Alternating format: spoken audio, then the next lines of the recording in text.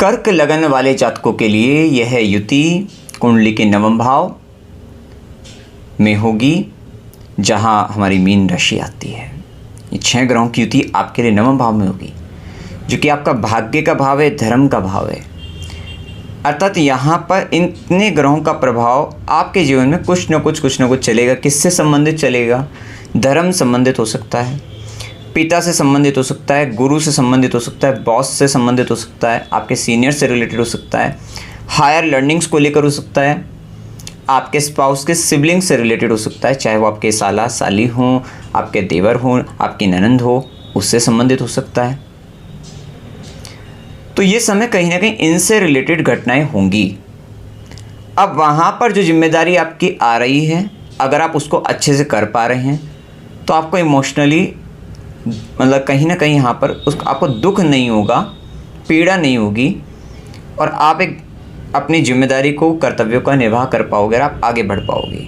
क्योंकि इस समय कहीं ना कहीं बहुत सारे रूल्स रेगुलेशंस आपको सिखाए जाएंगे, समझाई जाएंगे, नीति नियम कायदे सिद्धांतों पर बात होगी। तो ये सारे संदर्भ में ये एक स्थिति आपके जीवन में आएगी। चूँकि यहाँ का जो मालिक गुरु बनेंगे वो लाभ भाव में है।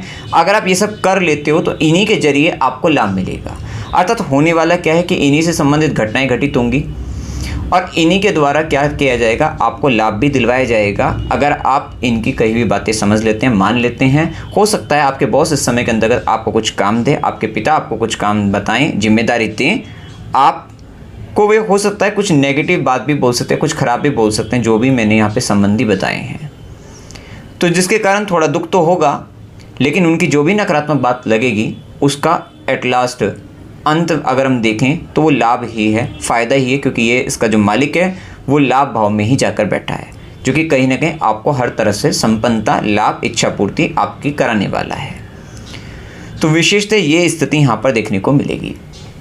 इस समय के अंतर्गत आप देखेंगे कि जो व्यक्ति अपनी कोई भौतिक सुख, कंफर्ट्स या घर संबंधित कुछ भी अगर करना चाह रहे थे, लोन लेकर वो भी आपको प्राप्त हो सकता है। तो लोन के जरिए कोई भूमि, भवन, वाहन का सुख इत्यादि आपको हो सकता है। ये सारी स्थिति रहेगी। यात्राएं बहुत अधिक होंगी। इसमें तीर्थ यात्रा भी हो सकती है, फॉरेन ट्रैवल भी आपका हो सकता है। अगर आपको जाने का मौका मिलता है जाइएगा, आपको वहाँ से लाभ रहेगा, फ़ायदा रहेगा। तो ये सब आप कर सकते हैं। इस समय में देखिए कि आपको मंदिर जाने से विशेष लाभ मिलेगा, क्योंकि आप वहाँ जाते रहेंगे, कुछ ना कुछ आप वहाँ पर डोनेशन वगैरह करते रहेंगे। तो ये सब काम से आपको लाभ मिलने वाला है।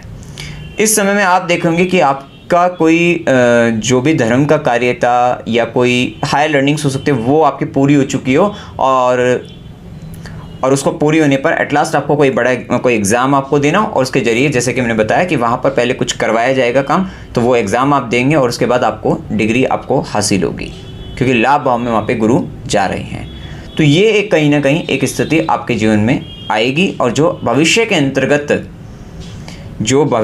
वही हायर लर्निंग्स, वही उच्च कोटि का जो ज्ञान आपने लिया है, वो आपके लिए आगे चलकर आपका स्टेटस बढ़ाने वाला रहेगा।